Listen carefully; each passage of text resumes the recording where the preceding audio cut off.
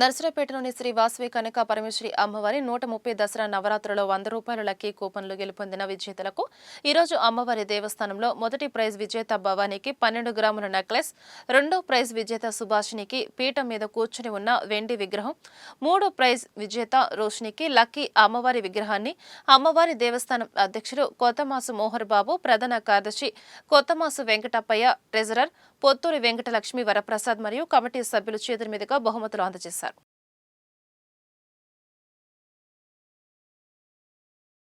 అమ్మవారు మా ఇంటికి వచ్చినందుకు చాలా ఆనందంగా ఉంది. ఈ అమ్మవారి విగ్రహం రావటం ఎంతో అదృష్టంగా భావిస్తున్నాము. ఈ అవకాశం మాకు వచ్చినందుకు చాలా సంతోషంగా ఉంది. అది మా అమ్మాయి పేరు మీద రావటం అనేది చాలా సంతోషం. ఈ 11 రోజులు అమ్మవారి దగ్గర పూజలు అందుకున్న నెక్లెస్ మాకు ఫస్ట్ ప్రైజ్ రావడం చాలా ఆనందంగా ఉంది. అంత అమ్మవారి కరుణా కటాక్షాల దయ వల్ల మాకు లభించింది మేము భావిస్తున్నాము.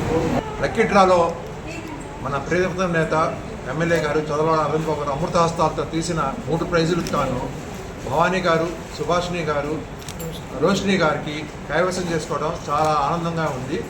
వారు ఈ సందర్భంగా శ్రీ భవానీ గారు ప్రైజ్ వచ్చిన సంతోషంలో మన వాసవి కన్యకా పరమేశ్వరి అమ్మవారి అన్నప్రసాదానికి తాను 15,116 రూపాయలు ఇవ్వడం, వారికి మా కమిటీ తరఫున ధన్యవాదాలు.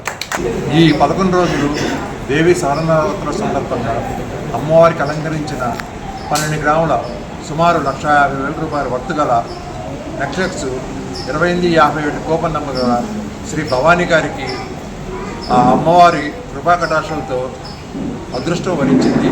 ఈ రోజున ఆ కూపన్ తీసుకొని వారికి ఈ నెక్లెస్ అందజేయడం కమిటీ సభ్యుల సమక్షంలో ప్లస్ భక్తుల సమక్షంలో అందజేయడం జరిగినది.